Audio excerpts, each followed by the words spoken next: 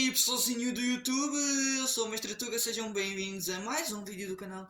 E bem pessoal, neste vlog aqui para vocês vou falar de dois jogos considerados os piores por certos motivos. Não são os piores porque são mesmo horríveis, as pessoas dão como horríveis mas depois os jogam isso assim. E vou falar de uma coisa importantíssima neste momento para o canal, para ficarem atentos. Por isso, assistam até ao final e sem mais delongas, vamos começar. Eu sou o Mestre Tug e sejam bem-vindos a mais um vídeo. Bem, primeiramente começando por falar daqueles dois jogos que eu quero falar. Em segundo, tenho nada mais nada menos que falar de Suicide Squad Kill Justice League. Neste caso, Esquadrão Suicida mata a Liga da Justiça. Esquadrão Suicida mata a Liga da Justiça foi considerado horrível ao início também por causa das falas que continha a parte da Sweet Baby Inc. Mas sabiam que depois houve umas pequenas alterações que mudaram das falas da Sweet Baby Inc. para humor negro, mas atualmente nem o humor negro é aceito. Uma das outras coisas que falaram foi acerca de jogabilidade repetitiva, por causa do mapa e a maneira de jogar. Apesar de ser considerado jogabilidade repetitiva, ele também tem missões totalmente diferenciadas no modo história, então não deveríamos ligar muito à jogabilidade, mas mais à história. E outra coisa que também ficou considerada como pior foi a maioria das falhas. Na quarta temporada, que foi até onde melhoraram um bocadinho e puseram uma parte absoluta de cinema, já foi um bocadinho tarde para redimirem-se. E o jogo, devido às críticas ruins de ser o pior, simplesmente a Warner também teve que admitir que era o pior, ficou na quarta temporada e o jogo de online passou para um jogo simples offline, em que mesmo tendo acabado a licença do jogo, mesmo que tenham desistido do jogo, ficou dentro da Steam ou da loja onde vocês comprarem. Quem comprar o jogo começa já em modo offline com tudo incluído do que vinha, mas para isso tem que comprar a versão Deluxe. E eu, como não sou de desaproveitar algumas coisas, por acaso eu comprei, eu sei o que é que vão dizer, mas enfim. Mas eu também dei uma pequena zita oportunidade e também as pessoas às vezes dão um bocadinho de valor a esse jogo pelos momentos mais engraçados que tem dentro dele. Bem, e o primeiro jogo é o Naruto Boruto Storm Connections. Mano, Naruto Boruto Storm Connections não deveria ser considerado o pior da franquia. E porquê eu estou a dizer isso? Porque vocês estão a dizer que tanto Storm 1, 2, 3 e 4 são horríveis. Porque para quem não percebeu, Storm Connections é uma ligação de todos os Naruto Storms. Em Storm Connection, o objetivo mais principal para ficar assim, mais bem, neste caso puxado para o lado da história, é o do Boruto. O do Naruto é em lembranças. E quase ninguém percebeu isso. Bem, primeiramente, as primeiras críticas que o jogo teve. Que foram. Vou começar primeiro pelas críticas. Primeiramente, o uso da AI em frases que não deveriam estar. Sim, o uso da AI foi usado e apareceu por cima de falas, assim do nada, mas onde eu notei onde usavam mais a AI, onde aparecem falas da AI, foi na versão brasileira, na versão dublada, na versão espanhola, a chinesa, a japonesa e a inglesa não tinham, porque eu joguei tudo em inglês. Mentira, joguei tudo em japonês, a falar em japonês com as legendas em inglês. E a Bandai teve a resolver isso. Outra crítica foi o preço. O jogo só se tornou horrível pelo preço. Ok, o preço é caro e não é um preço justo para aquele jogo, verdade seja dita. Pela quantidade de personagens que tem. E depois os personagens bónus que saíram para dentro do Storm Connection, as DLCs de personagens acabavam por ser mais caras do que o jogo. Por isso é que vale mais a pena gastar um bocadinho mais de dinheiro a comprar a versão Deluxe com tudo, do que simplesmente sem nada. E outra coisa que falaram foi a parte dos PowerPoints no modo história. Mano, eu acho que ninguém percebeu o Storm Connections. Eu tive que voltar a rejogar para conseguir entender. Simplesmente, no modo história, porque é que está em modo PowerPoint? tem uma PowerPoint porque são lembranças dos acontecimentos. Para quem não sabe, tudo o que nós jogamos é a base de lembranças. Se nós formos a ver o início do jogo, aparece um livro que diz que tem momentos históricos que estão a ser apagados e que nós temos que recuperar essas memórias para não ficarem esquecidas. Memórias para não ficarem esquecidas, o próprio jogo diz. Porque se aquilo fosse em vídeo como os outros Naruto Storms, para além do jogo ficar pesado e ficar com as missões mais completas, iria ser um jogo ainda mais pesado do que o peso que ele tem. Eles tiveram que fazer de uma maneira que ficasse mais soft, entre aspas, mais leve.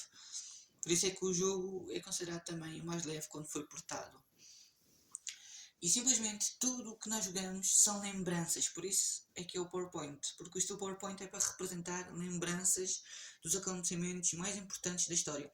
E aqueles momentos que eles meteram no Storm Nation são os momentos mais importantes de cada Storm. Então acho que não deveriam criticar a esse ponto. E se nós formos a jogar o jogo é completamente igual aos outros que nós conhecemos. Só que aquilo é lembranças dos antigos jogos e resumindo. Para além de ser lembranças, são partes resumidas dos melhores momentos de cada Ninja Storm. Porque os Ninja Storms são grandes, mas apesar de serem uma história grande, só tem em relação ao momento, àquele momento do anime, e depois passa para o outro, como o Storm 2 passou para o Naruto Shippuden. Depois parou numa certa parte do Shippuden, que foi na luta do Pain, naquele momento da Akatsuki, e o 3 e o Storm 3 foi da guerra do foi o momento em que o Naruto controla como deve ser as 9 caudas até à Grande Guerra Ninja. E o 4 é a continuação do que ficou na parte do 3 e a conclusão do Shippuden. Então, o Storm Connections é só os melhores momentos. Neste caso, tem a parte do Storm 1, do clássico, tem as partes importantes por divisão do Shippuden, até chegar ao momento da conclusão, que foi a luta do Naruto e do Sasuke, para o Naruto conseguir levar o Sasuke de volta. E como é que eu conto de uma maneira resumida e em memórias de PowerPoint, eu acho que os jogadores não gostaram e disseram que era horrível por causa disso, mas como eu disse, baseava-se em simples lembranças, era mais fácil. Agora, uma das outras coisas que eu fartei de rir foi quando disseram que Naruto, o Storm Connections, é uma cópia do Ninja Storm 4. O Ninja Storm Connections é uma cópia do Storm 4. Não. O Storm Connections é totalmente do Storm 4. Primeiramente, porque o Storm 4 complementa e termina do que começou no Storm, do que acabou no Storm 3. Complementa a Grande Guerra Ninja, a luta do Naruto contra a Kaguya e a luta final do Naruto contra o Sasuke para que ele retorne à vila. O Sasuke na Grande Guerra Ninja só fez um pacto de tréguas naquele momento. Então eu acho que dizer que é uma cópia do Naruto do Storm 4 é a pior coisa que foram dizer. E outra coisa, para além de dizerem que é uma cópia, disseram que era uma cópia porque trazia a DLC do Boruto.